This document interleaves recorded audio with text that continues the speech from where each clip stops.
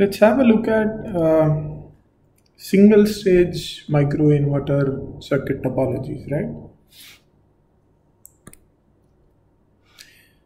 In previous videos on microinverters, right, we saw that one can use a flyback converter like this.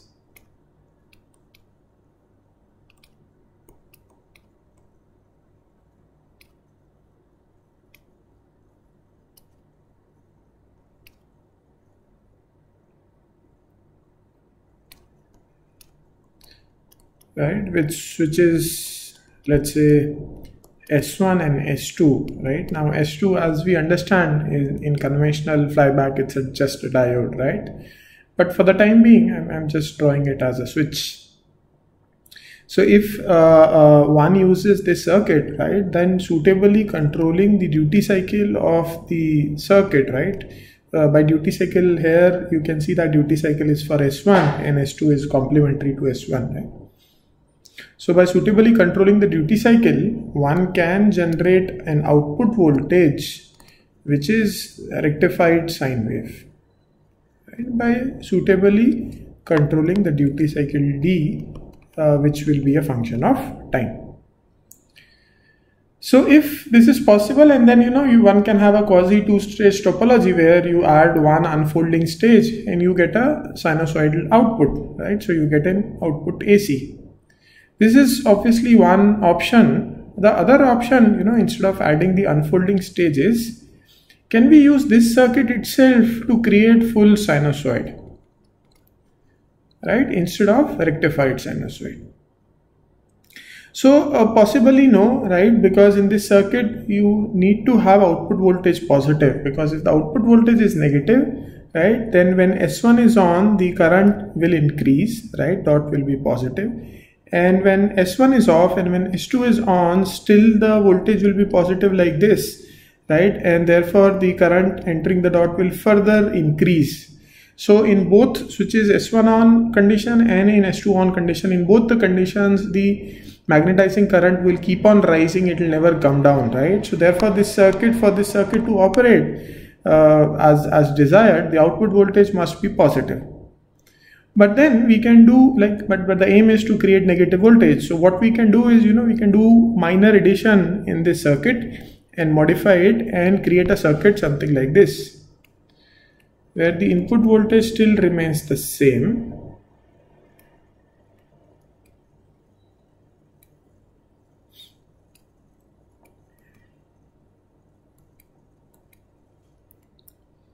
The output side, right, we use a split winding, or rather two windings connected in series, and with the arrangement something like this.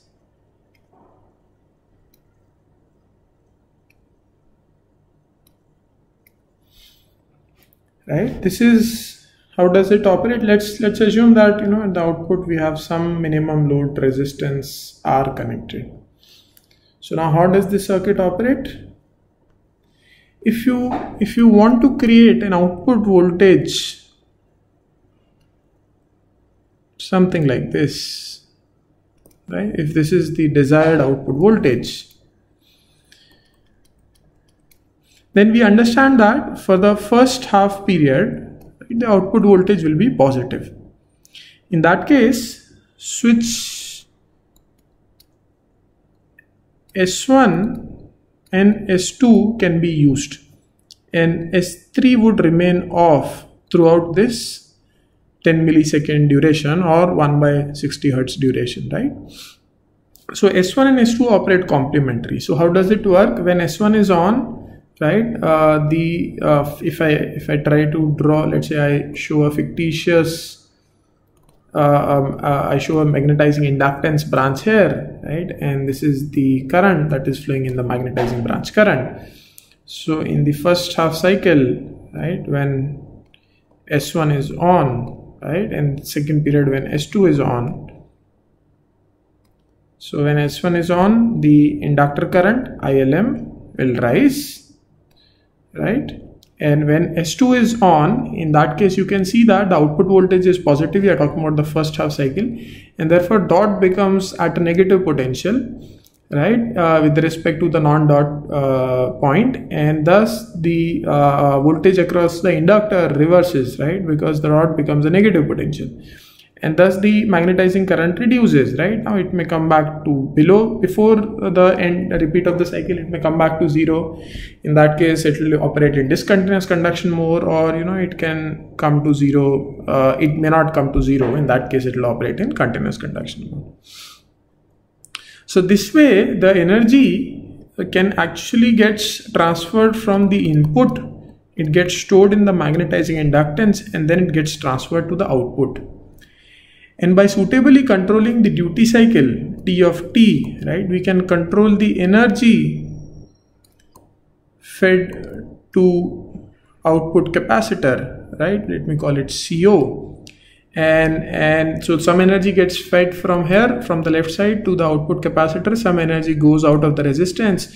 If we can control the input energy or the input current, we can control the capacitor voltage waveform. So just by controlling the duty cycle of S1 and turning on S2 whenever S1 is off, one can ensure that the output voltage in the positive half cycle is matched with its reference value. So in the positive cycle we have not turned on S3, S3 is just open circuit, right, so no current flows through S3 and so on. Now what happens in the negative cycle? So in the negative cycle, so this is for the positive cycle. Right, here by positive cycle, what I mean is the positive cycle of the output voltage VO, right. Let's see what happens with the negative cycle. So let me just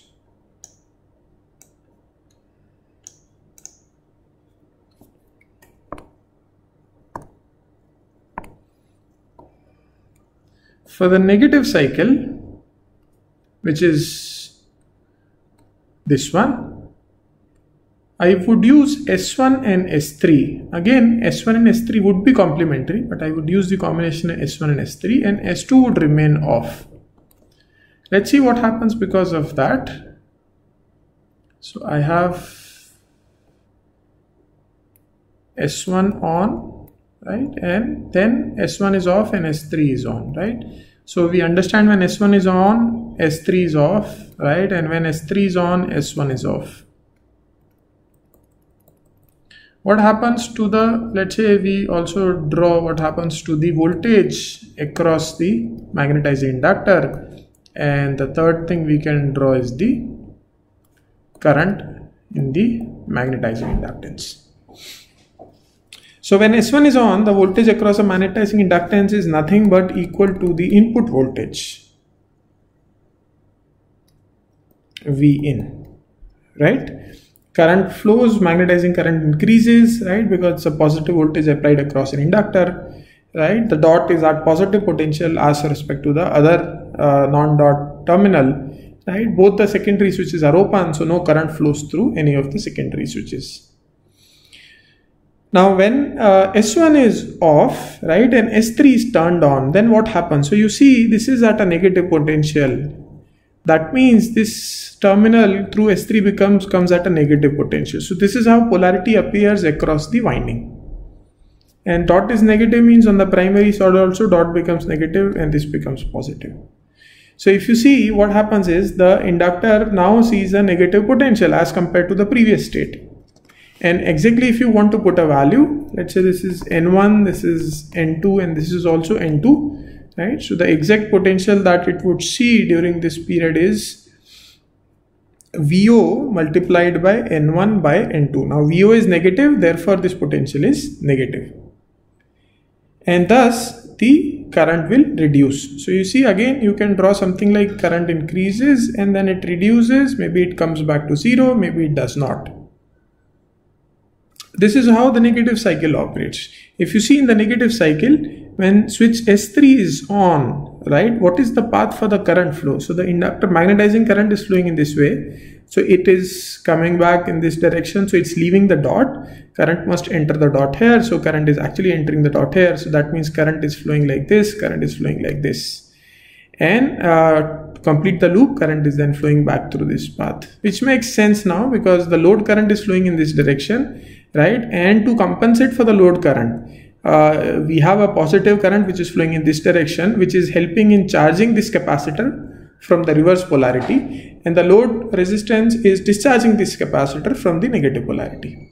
So it makes sense. So in this case, one can use suitable duty cycle of S1 and operate S1 and S3 and thereby controlling the output voltage negative, right? So now let me also change the symbol of the capacitor, right? It's no longer a DC capacitor, it has to be an AC capacitor, so that it can take both negative as well as positive voltage, right? That's the basic structure of this thing. This is basically based on a flyback converter, right? But it is capable of producing both positive as well as negative output, depending on whether one uses switch S1 S2 or uses switch S1 S3. Now this was an inverter circuit which I have shown you with a resistance connected at the output, right? What if you want to feed power to the grid? If you want to feed power to the grid, then we can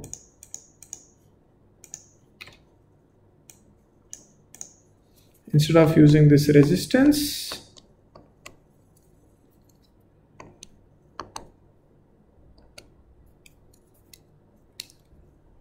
can use an inductor and connect it through a grid,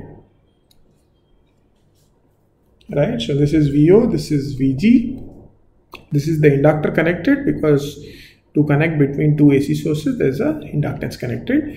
Now if one wants to operate, one can always control the output voltage, right? Both magnitude as well as phase, right, which can be controlled by suitably controlling the duty cycle D.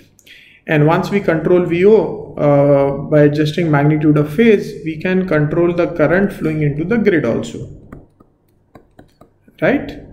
Because current flowing into the grid depends on VO minus VG. So if we have control over VO, we also have control over IG.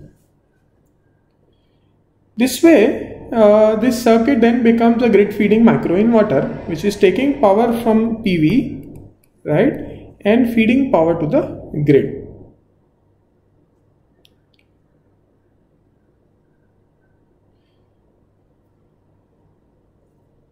Now the next thing is that, as you would have realized, right, if this capacitor voltage is negative, right, then if one still uses S2, then the negative current will build up. The current will just continue to rise. It will never fall, right? If the output voltage is positive, negative. So if VO is negative, right, then one has to use S1 and S3. And if VO is positive, then one has to use S1 and S2, right? This is what we have already discussed.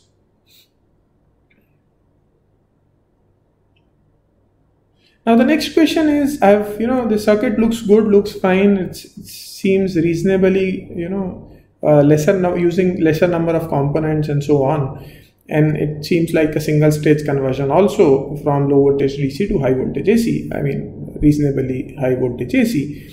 But now the question comes that how do we choose these switches S1, S2 and S3? Right? Can they be diodes? Like for example, can S1 be MOSFET, but then S2, S3, can they be diodes? Or can they also be MOSFET? Or should they be more than a MOSFET or a diode, and so on? So what we are essentially targeting is the switch realization now.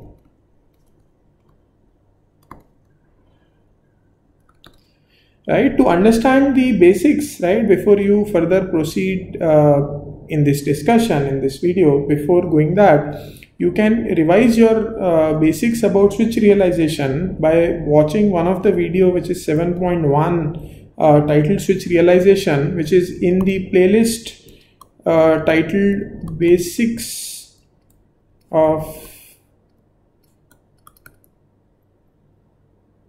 power electronics, right? So that would give you a little bit of idea about how to do switch realization for any converter, right? and then whatever is our following discussion you would be able to catch on to. Alright, let's continue now.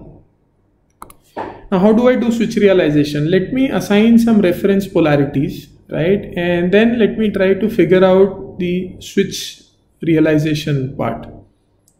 So let me copy this circuit.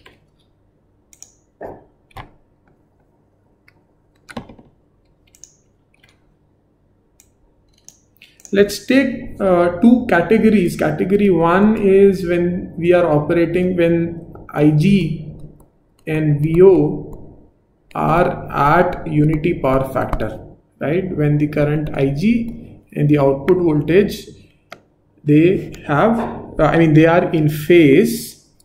They are in phase, or in other words, the power fed by the microinverter is at unity power factor, right? So we also call it as UPF operation as seen by inverter output, right? Essentially at this stage, if you see, it looks like a unity power factor operation.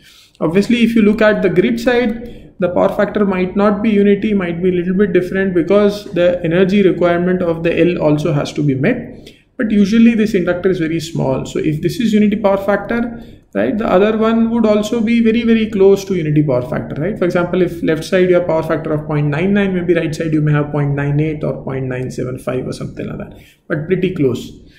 So let's assume that power factor is unity at the output of the inverter. Now how does this circuit operates?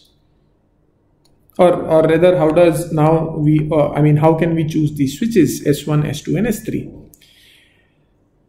Let's give some reference direction to switch S1, right? So essentially what I'm saying is now S1 is something like this. This is the current positive direction and this is the voltage positive direction. So let me draw the current versus voltage requirement of switch S1. When S1 is on, the current flows through Vin, through the inductor Lm and through the switch S1. The current in S1 is in positive direction as with respect to the reference that I have designed, right? So when the switch is on, this is the line which is actually getting utilized, right? There's a positive current. If it's an ideal switch, the voltage is almost zero. When the switch is off, then we understand that because depending on whether your output voltage is positive or negative, in either of the case, we choose either S2 or S3, implying that the inductor voltage becomes negative, right? So the dot comes at a negative potential with respect to the non-dot terminal. And therefore the voltage that the switch 1 has to block, you can see that it is Vin plus the reflected voltage from the secondary side, right? And therefore switch 1 has to block a voltage which is positive in nature, right? So switch 1 has to have operating condition on this line also. That's it. So switch 1 when on supplies a positive current and switch 1 when off blocks a positive voltage. Now if you see that video, right, you would realize that to meet this requirement, you can just use a regular MOSFET or an IGBT, right? You can use either of them with this polarity, right? So you can just pick one of the switch, put it instead of S1, and yes, that would do the job of S1. Now what about S2? Let's have a look at S2.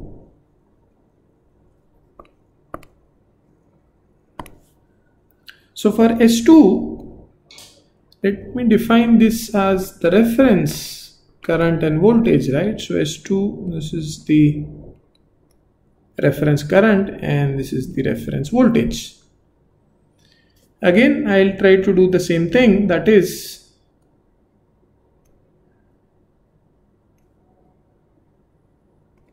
have an XY plot of S2 and see where does the switch operates when it is on and where does it operate when it is off. So when the switch is on, right, you see S2 we will only turn on when VO is positive, isn't it? So when S2 is on, the current that will flow through the S2 will be positive. Why? Because if in a switching cycle, right, if you assume that the net current in the capacitor is 0, therefore the average of the load current must be equal to the average of current coming from the left side, and therefore the instantaneous current should be positive, right, in S2. So therefore, since we are talking about unity power factor, that means when VO is positive, IG is also positive. Because IG is positive, the current through S2 should also be positive, right, to make the net current flowing in the capacitor 0, and thus the requirement is positive current when S2 is on. On the other hand, when S2 is off, what is the requirement? Let's see. When S2 is off, let's assume the output voltage is positive. If the output voltage is positive and S2 is off, the voltage that is going to be blocked by S2 is going to be equal to, when S2 is off, S1 is on, so the primary voltage is Vin. So here the dot terminal is positive on the primary side, and therefore in the secondary also dot terminal is positive, right? So you get reflected voltage of Vin plus the output voltage. That is what S2 has to block, but in the negative direction, not in the positive direction, right? So what is the voltage that S2 has to block? The voltage blocking by S2 is going to be minus times N2 by N1 into Vin, right? Minus times VO. So that means in the off state, S2 has to actually block the negative voltage when output voltage is positive.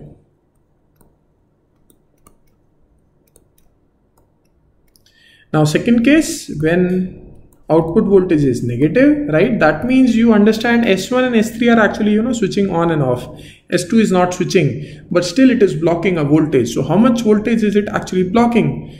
So again, dot is positive, right, because S3, let's say S3 is on, right, S2 is open, so how much voltage S2 is blocking? Dot is at a positive terminal, so let me put this, dot is positive, right? If you see the voltage blocked by the switch is going to be 2 times this winding, right, both the winding voltage this switch has to block, right, and dot being positive. Yeah, sorry. So yeah, we were discussing about the condition when V0 is negative and when S3 is on, right? In that case, what will be the voltage blocked by the switch S2? So we are talking about voltage blocked by S2, right? So now, okay, the primary switch is open, S1 is open, right? S3 is on. S3 is on means if you see this, this negative terminal, this terminal of the capacitor gets connected to this side of the winding. Now the output voltage is negative, that means this becomes positive, this, and the positive gets connected to the top, this becomes negative, right? This is the polarity. So dot is at negative, so in this other winding also dot is going to be at negative, right? This side going to be at positive. Now if you see switch S2, it has to block this, both the voltages in the forward direction. So the voltage blocked by S2 is equal to 2 times the output voltage magnitude, right? Output voltage is negative, but S2 has to block 2 times the output voltage in the forward direction. So it also requires a forward blocking capability. So you switch S2. Switch S2 is certainly more complex than S1. It requires both negative blocking, forward blocking, and current in the forward direction when the switch S2 is on. If you just try to use a diode like this in place of S2, it can provide a forward current, ion, right? It can provide reverse blocking, but it cannot provide forward blocking. And therefore, just using a diode is not possible. So what one does is, one uses this kind of a switch, which is either a MOSFET in series with diode or an IGBT in series with diode, which can have forward current when the device is on, When the device is off, it can block the forward voltage because of in the device, but in the reverse direction it can block the voltage because of the diode. So overall it can block both forward voltage as well as reverse voltage when the device is off, and it can allow forward conduction when the device is on. So this is the switch one uses at S2. Now I would recommend that you think and do a similar exercise and figure out the switch needed for, or how do you do switch realization of S3. And after doing that exercise, right, this is what one would finally get. Let me draw the final circuit then. Let's say this is PV, right, plus minus. This is the primary side. Now here I have a MOS dot.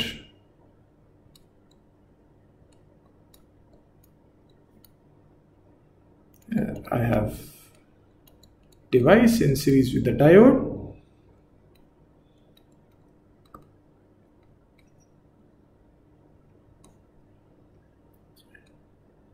Here I have another device and a diode connected in this fashion, right? This is my S1, this is S2, this is S3, right? So this is the final actual circuit which can be implemented,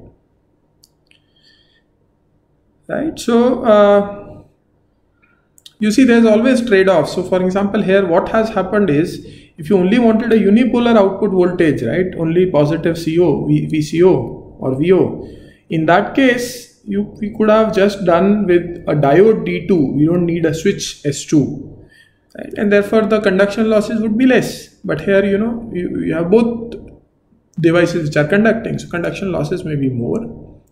Moreover, the switches requirement has increased, right? More number of devices, and you need two windings, and only one of the winding is getting utilized for half the cycle. So the winding utilization may have also become a little bit poor. So that is the trade-off which exists, because we have tried to modify the basic flyback circuit and tried to create an inverter flyback circuit, right, which can do the boosting as well as inversion operation in the single stage.